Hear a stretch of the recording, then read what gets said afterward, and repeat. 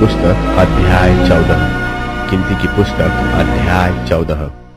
तब सारी मंडली चिल्ला उठी और रात भर वे लोग रोते ही रहे, और सब इस्राएली मूसा और हारून पर बुड़बुड़ाने लगे।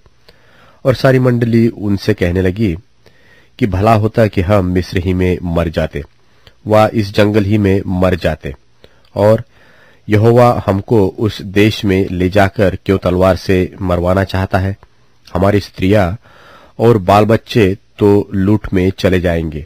क्या हमारे लिए अच्छा नहीं कि हम मिस्र देश को लौट जाए?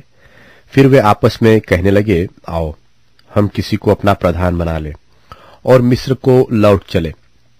तब मूसा और हारून इस्राएलियों की सारी मंडली के सामने मुंह के बल गिरे, और नून का पुत्र यहोशू और यपुन्ने का पुत्र कालिब, जो देश के भेद लेने वालों में से थे, अपने अपने वस्त्र फाड़कर इस्राएलियों की सारी मंडली से कहने लगे कि जिस देश का भेद लेने को हम इधर उधर घूमकर आए हैं, वह अत्यंत उत्तम देश है।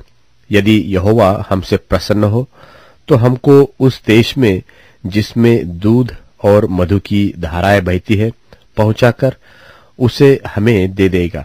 केवल इतना करो कि तुम यहोवा के विरुद्ध बलवा न करो, और न तो उस देश के लोगों से डरो, क्योंकि वे हमारी रोटी ठहरेंगे। छाया उनके ऊपर से हट गई है, और यहोवा हमारे संग है, उनसे न डरो। तब सारी मंडली चिल्ला उठी कि इनको पत्थरवाह करो। तब यहोवा का तेज सब इस्राएलियों पर प्रकाशमान हुआ।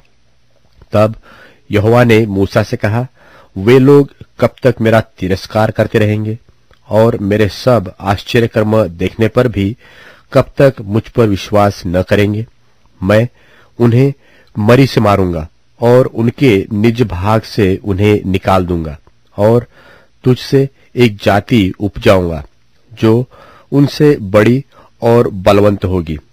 मूसा ने यहोवा से कहा, तब तो मिस्री जिनके मध्य में से तू अपनी सामर्थ्य दिखाकर उन लोगों को निकाल ले आया है, यह सुनेंगे, और इस देश के निवासियों से कहेंगे, उन्होंने तो यह सुना है कि तू जो यहोवा है इन लोगों के मध्य में रहता है और प्रत्यक्ष दिखाई देता है, और तेरा बादल उनके ऊपर ठहरा रहता है, और तू दिन को बादल के खंबे में और रात को अग्नि के खंबे में होकर इनके आगे आगे चला करता है। इसलिए यदि तू इन लोगों को एक ही बार में मार डाले, तो जिन जातियों ने तेरी कीर्ति सुनी है वे कहेंगी कि यहोवा उन लोगों को उस देश में, जिसे उसने उन्हें देने की शपथ खाई थी, पहुंचा न सका। इस कारण उसने उन्हें जंगल में घात कर डाला है। सो अब प्रभु की सामर्थ्य की महिमा तेरे इस कहने के अनुसार हो कि यहोवा का कोप करने में धीरजवंत और अति करुणामय है, और अधर्म और अपराध का क्षमा करने वाला है, परंतु वह दोषी को किसी प्रकार से निर्दोष न ठहराएगा, और पूर्वजों के अधर्म का दंड उनके बेटों और पोतों और परपोतों को देता है। अब इन लोगों के अधर्म को अपनी बड़ी करुणा के अनुसार, और जैसे तू मिस्र से लेकर यहां तक क्षमा करता रहा है, वैसे ही अब भी क्षमा कर दे। यहोवा ने कहा, तेरी विनती के अनुसार मैं क्षमा करता हूं, परंतु मेरे जीवन की शपथ, सचमुच सारी पृथ्वी यहोवा की महिमा से परिपूर्ण हो जाएगी। उन सब लोगों ने जिन्होंने मेरी महिमा मिस्र देश में और जंगल में देखी, और मेरे किए हुए आश्चर्य कर्म को देखने पर भी 10 बार मेरी परीक्षा की और मेरी बातें नहीं मानी, इसलिए जिस देश के विषय में मैंने उनके पूर्वजों से शपथ खाई, उसको वे कभी देखने न पाएंगे। अर्थात जितनों ने मेरा अपमान किया है, उनमें से कोई भी उसे देखने न पाएगा, परंतु इस कारण से कि मेरे दास कालिब के साथ और ही आत्मा है, और उसने पूरी रीति से मेरा अनुकरण किया है, मैं उसको उस देश में जिसमें वह हो आया है पहुंचाऊंगा, और उसका वंश उस देश का अधिकारी होगा। अमालेकी और कनानी लोग तराई में रहते हैं, सो कल तुम घूमकर प्रस्थान करो और लाल समुद्र के मार्ग से जंगल में जाओ। फिर यहोवा ने मूसा और हारून से कहा, यह बुरी मंडली मुझ पर बुड़बुड़ा रही है, उसको मैं कब तक सहता रहूं? इस्राएली जो मुझ पर बुड़बुड़ाते रहते हैं, उनका यह बुड़बुड़ाना मैंने तो सुना है। सो उनसे कह कि यहोवा की यह वाणी है कि मेरे जीवन की शपथ, जो बातें तुमने मेरे सुनते कही है, निस्संदेह मैं उसी के अनुसार तुम्हारे साथ व्यवहार करूंगा।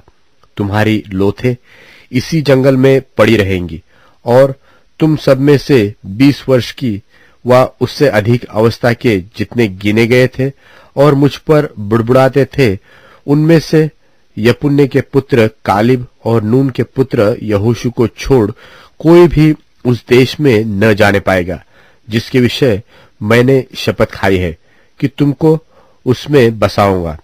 परंतु तुम्हारे बाल बच्चे, जिनके विषय तुमने कहा है कि ये लूट में चले जाएंगे, उनको मैं उस देश में पहुंचा दूंगा और वे उस देश को जान लेंगे जिसको तुमने तुच्छ जाना है।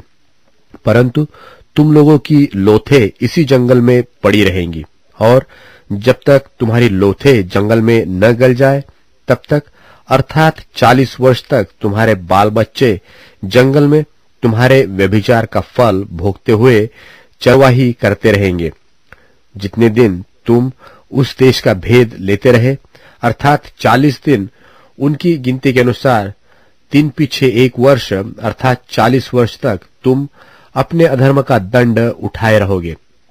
तब तुम जान लोगे कि मेरा विरोध क्या है। मैं यहोवा यह कह चुका हूं कि इस बुरी मंडली के लोग जो मेरे विरुद्ध इकट्ठे हुए हैं, इसी जंगल में मर मिटेंगे, और निस्संदेह ऐसा ही करूंगा। तब जिन पुरुषों को मूसा ने उस देश के भेद लेने के लिए भेजा था और उन्होंने लौटकर उस देश की नामधराई करके सारी मंडली को कुड़कुड़ाने के लिए उभारा था, उस देश की वे नामधराई करने वाले पुरुष यहोवा के मारने से उनके सामने मर गए। परंतु देश के भेद लेने वाले पुरुषों में से नून का पुत्र यहोशू और यपुन्ने का पुत्र कालिब दोनों जीवित रहे। तब मूसा ने ये बातें सब इस्राएलियों को कह सुनाई, और वे बहुत विलाप करने लगे। और वे बिहान को सवेरे उठकर यह कहते हुए पहाड़ की चोटी पर चढ़ने लगे कि हमने पाप किया है, परंतु अब तैयार है और उस स्थान को जाएंगे जिसके विषय यहोवा ने वचन दिया था। तब मूसा ने कहा, तुम यहोवा की आज्ञा का उल्लंघन क्यों करते हो? यह सुफल न होगा। यहोवा तुम्हारे मध्य में नहीं है, मत चढ़ो, नहीं तो शत्रुओं से हार जाओगे। वहां तुम्हारे आगे अमालेकी और कनानी लोग हैं, सो तुम तलवार से मारे जाओगे। तुम यहोवा को छोड़कर फिर गए हो, इसलिए वह तुम्हारे संग नहीं रहेगा। परंतु वे ढिठाई करके पहाड़ की चोटी पर चढ़ गए, परंतु यहोवा की वाचा का संदूक और मूसा छावनी से न हटे। तब अमालेकी और कनानी जो उस पहाड़ पर रहते थे, उन पर चढ़ाए और होर्मा तक उनको मारते चले आए।